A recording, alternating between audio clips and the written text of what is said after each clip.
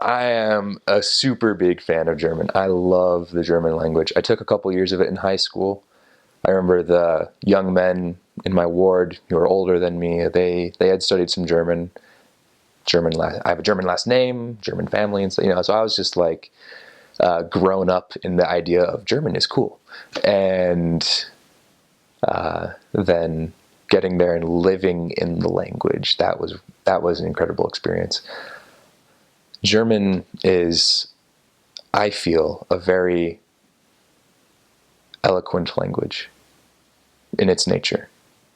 German, as it is very capable of expressing a lot of things, down to the very subtle aspects of like which grammatical form did you use in that sentence, between how you addressed the person or how did you conjugate the verb. There's just a lot of ways that will determine exactly what are you trying to say right now, and what do you want to convey with that message too. There's a lot of ways to make sure your point is getting across. And for me, that did a lot of helping me realize what is my point.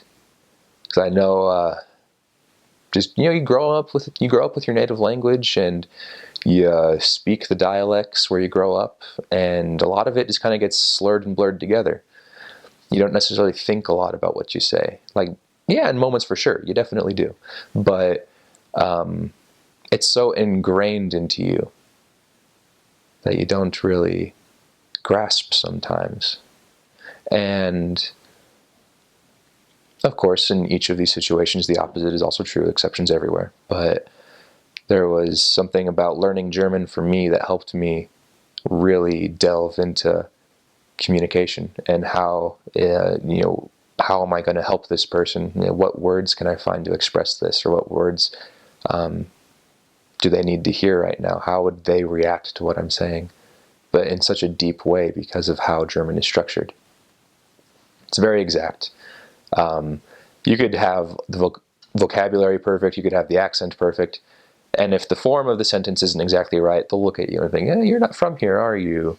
Or if you have like perfect grammatical form and all that stuff, but your accent's off, they'll be like, are you from Holland?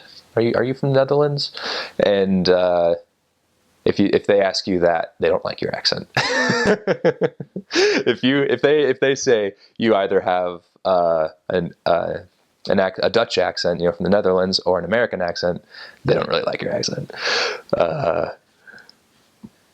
But within the countries themselves, there are so many different variations on the accent, on the dialects, because going back again to their history, it's a very long-standing people. You could go back a couple thousand years and find where they actually came from.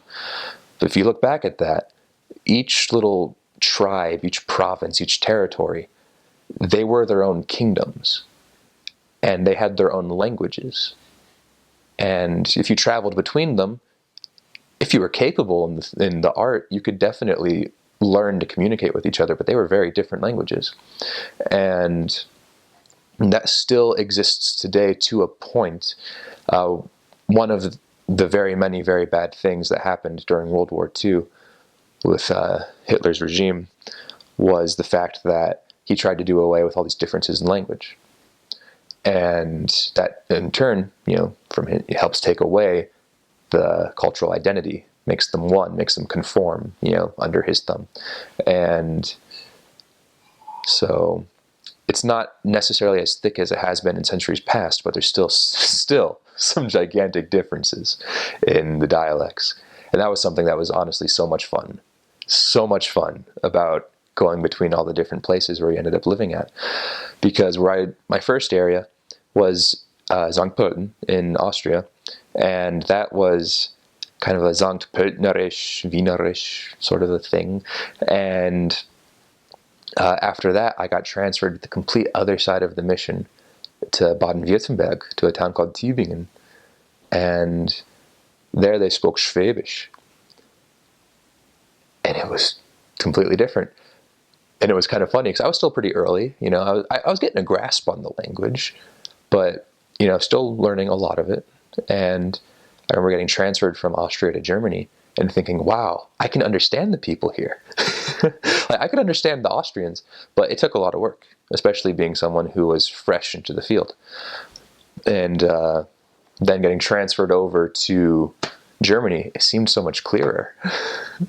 And I definitely loved each of the accents, but there are definitely some interesting quirks about them. After that, I went to Bavaria, served in Ingolstadt. Again, totally different accent, totally different dialect. And then after that, I got transferred back to Austria, to Innsbruck. And again, different region, different dialect, different accent. Everyone understands the High German. Very few of them actually speak it, like, natively. I mean, I didn't want to say natively, but they have their cultural identity within their dialect. And they have to learn High German too.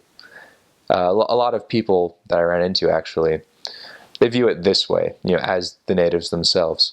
High German's important. You need to learn it so you can communicate with other people. Your dialect is important, your native dialect, because that tells a lot about who you are, where you're from, your family, so on and so forth. Just your personality. Like, a lot of it's embedded within how you speak. And then they also go on to say, but if all you can speak is your dialect, then please just don't talk to me. You have to be able to live in the world as it is. And if you can't speak High German when you have to, then you're not really thriving in the modern environment. Yeah, again, going back to, there's a way we do things. Efficiency. We're going to make this work.